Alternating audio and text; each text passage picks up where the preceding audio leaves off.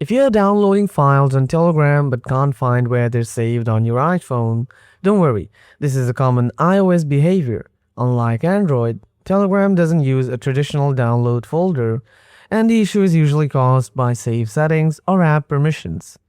Solution 1. Check iPhone storage. Go to iPhone settings, then go to General. Now tap iPhone storage. Make sure you have enough free space. Low storage can prevent Telegram from saving downloads. Solution 2. Use the Save Files option. Tap the file in the chat to open it, or tap the download arrow first.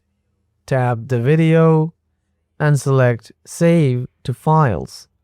This manually sets the download location. If this video helped, like, subscribe, and share. Thanks for watching. See you next time.